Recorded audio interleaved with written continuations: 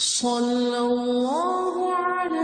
محمد صلی اللہ علیہ وسلم۔ اعوذ باللہ السمیع العلیم من الشیطان الرجیم، بسم اللہ الرحمن الرحیم، والصلاۃ والسلام علی رسولہ الکریم۔ بخاری شریف باب الوضو، اور اس میں ہم نے جو باب پچھلی دفعہ شروع کیا تھا وہ باب تھا وضو کے بچے ہوئے پانی کے استعمال کے بارے میں۔ تو آج بھی اسی باب کی اگلی حدیث ہے، اور یہ حدیث جو ہے یہ حضرت صاحب بن یزید رضی اللہ تعالیٰ عنہ سے اس کی روایت ہے۔ فرماتے ہیں ذہبت بی خالتی الی النبی صلی اللہ علیہ وسلم، کہتے ہیں کہ میری خالہ جو ہیں وہ مجھے لے کے نبی کریم صلی اللہ علیہ وسلم کے پاس گئیں۔ فقالت یا رسول اللہ صلی اللہ علیہ وسلم،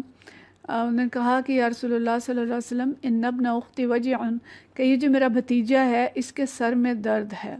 فمسح رأسی، تو آپ صلی اللہ علیہ وسلم نے میرے سر پہ ہاتھ پھیرا، ودعا لی بالبرکت، اور میرے لیے برکت کی دعا کی۔ ثم تودع، پھر آپ صلی اللہ علیہ وسلم نے وضو فرمایا۔ فشربت من وضوئہ، تو میں نے آپ کے وضو کا بچا ہوا پانی پیا۔ ثم قمت خلف ظہرہ، پھر میں آپ صلی اللہ علیہ وسلم کے پیچھے کھڑا ہوا۔ فنظرت الی خاتم النبوت، تو میں نے آپ صلی اللہ علیہ وسلم کے پیچھے جو آپ کی ختم نبوت کی مہر تھی وہ دیکھی۔ الی خاتم النبوت بین کتفیہ، آپ کے دونوں کندھوں کے درمیان میں نے وہ مہر نبوت دیکھی۔ مثل زر الحجلۃ، اور یہ جو مہر تھی یہ کبوتر کے انڈے کی طرح تھی۔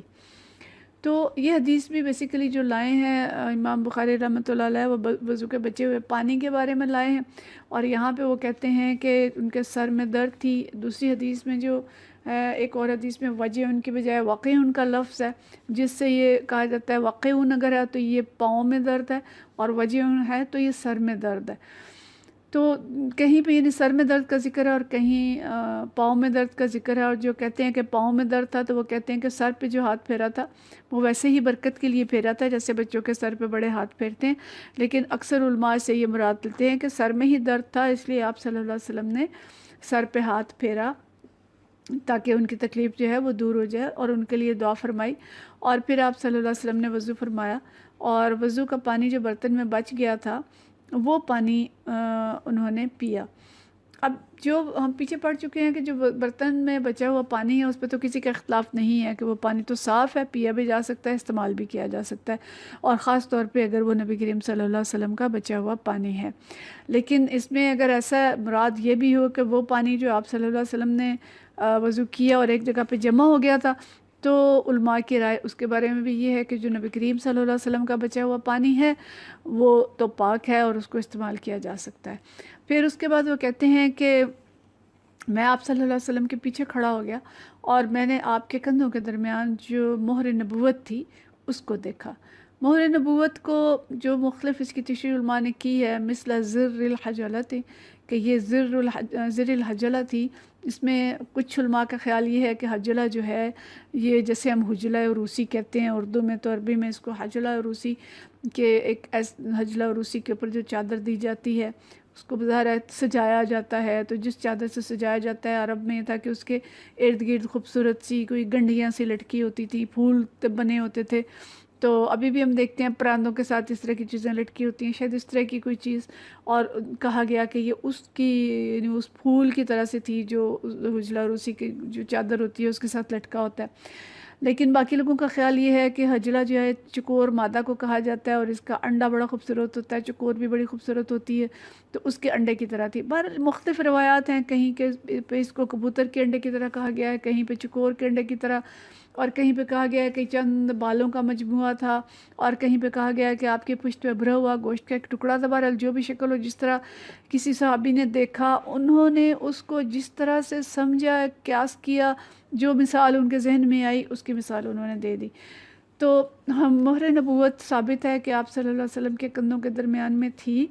اور علماء کہتے ہیں کہ سرخ رنگ کا ابھرا ہوا گوشت کا ٹکڑا تھا جس کے ارد گرد تل تھے، اور ان تلوں کے درمیان کچھ بال تھے۔ تو یہ کہتے ہیں حضرت جنہوں نے یہ دیکھا کہ یہ میں نے مہر نبوت آپ کے پیچھے دیکھی، اور اس سے ظاہر ہے اس کو وہ خوش ہو رہے ہیں اس کو دیکھ کے، لیکن اصل میں جو حدیث لائی گئی ہے وہ وضو کے بچے ہوئے پانی کے بارے میں ہے۔ ٹھیک ہے، اگلی حدیث ہے، باب عنوان یہ ہے کہ من مضمض واستنشق من غرفۃ واحدہ، کہ جو شخص ایک ہی چلو سے کلی کرے اور ناک میں پانی چڑھائے۔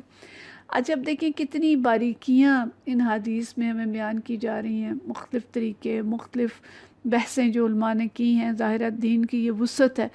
جو ہمارے سامنے رکھی گئی ہے کہ دین اتنا وسیع ہے اور اس میں اتنی گنجائشیں ہیں کہ مختلف طریقوں سے وضو کیا جا سکتا ہے۔ پانی کی کمی اور زیادتی کے لحاظ سے طریقے مختلف ہو سکتے ہیں۔ پانی کم ہے تو 1 دفعہ دھو لیں، پانی زیادہ ہے تو 3 دفعہ دھو لیں، درمیانہ ہے تو 2 دفعہ دھو لیں،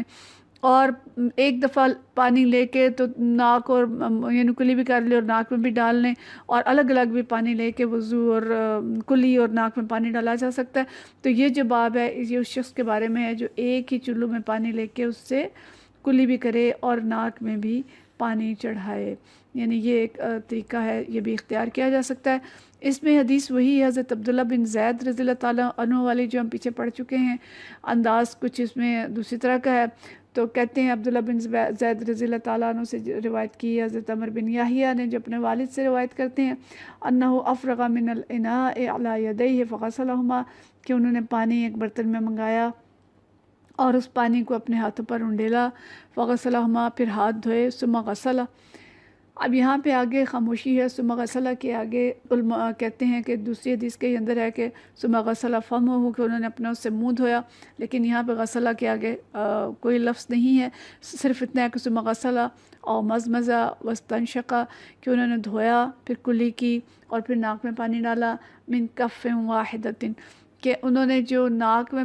کلی کی اور ناک میں پانی ڈالا وہ ایک ہی دفعہ پانی لیا اور اسی پانی سے پہلے کلی کی، پھر وہی پانی ناک میں چڑھا لیا، ٹھیک ہے، اور اس کو 2 دفعہ کیا، 3 دفعہ انہوں نے کیا۔ پھر کیا کیا انہوں نے، فغسل یدیہ الی المرفقین، پھر انہوں نے اپنے بازو دھوئے کوہنیوں تک، مرتین 2 مرتبہ، ومسح برأسہ، پھر انہوں نے اپنے سر پہ مسح کیا، ما اقبل و ما ادبر، یہ بھی ہم پیچھے پڑھ چکے ہیں کہ پہلے اگلے حصے کا پھر پچھلے حصے کا، یعنی ہاتھ پیچھے لے گئے اور پھر ان کو واپس آگے لائے، وغسل رجلیہ الی الکعبین، پھر دونوں پاؤں دھوئے اپنے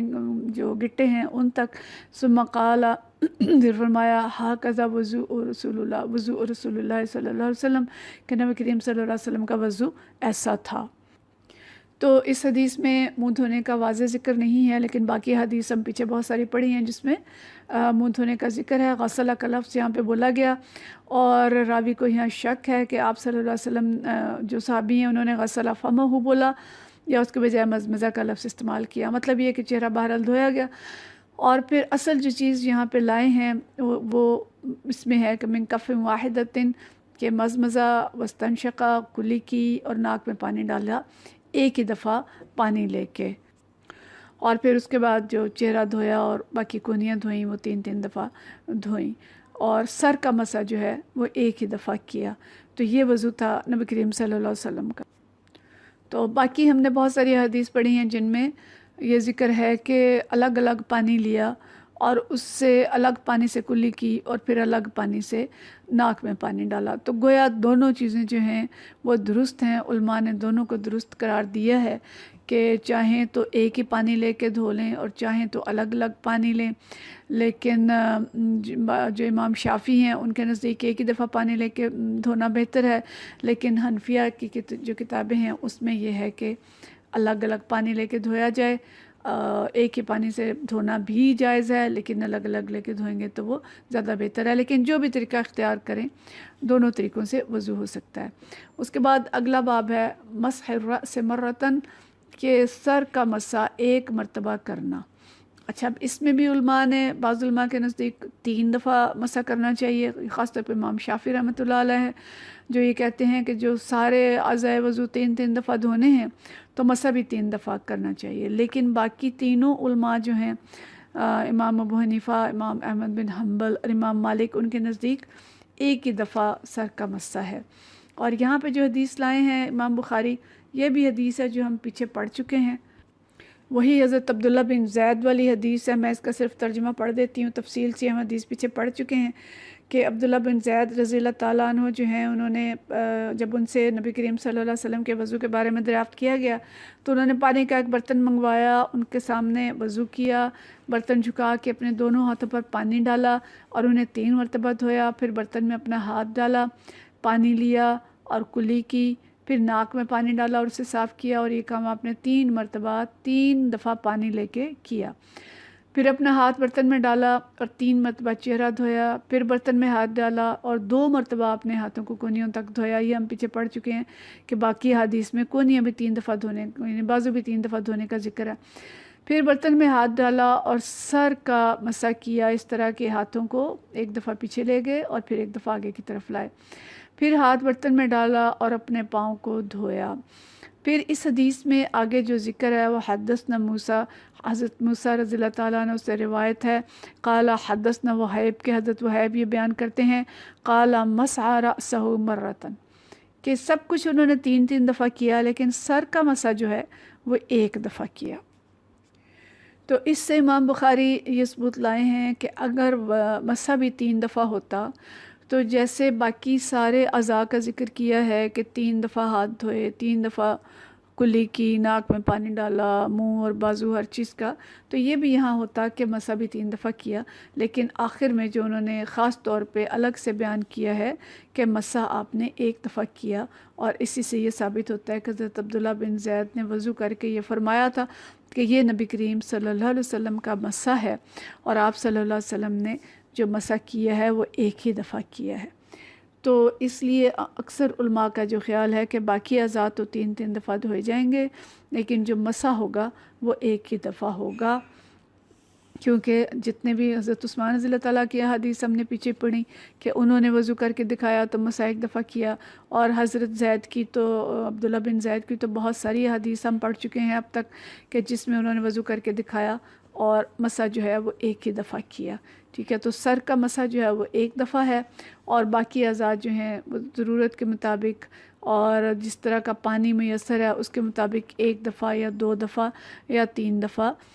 باقی اعضاء جو ہیں وہ دھوئے جا سکتے ہیں۔ تو یہ تفصیل ہے نبی کریم صلی اللہ علیہ وسلم کے وضو کی۔ کچھ جو آگے حدیث جو ہیں وہ مزید موجود ہیں، انشاءاللہ ان کو ہم آگے دیکھیں گے۔ تو آج کے لیے ہماری حدیث تھی وضو اور ناک میں پانی ڈالنا، کہ ایک ہی پانی لے کے بھی اور الگ الگ پانی لے کے بھی ڈالا جا سکتا ہے، اور سر کا مسح جو ہے وہ 1 دفعہ ہے، اور وضو کا بچا ہوا پانی جو ایک صحابی نے پیا اور اس سے ان کی تکلیف دور ہوئی۔ یہ 3 موضوعات تھے جو ہم نے دیکھے۔ وآخر دعوانا ان الحمدللہ رب العالمین۔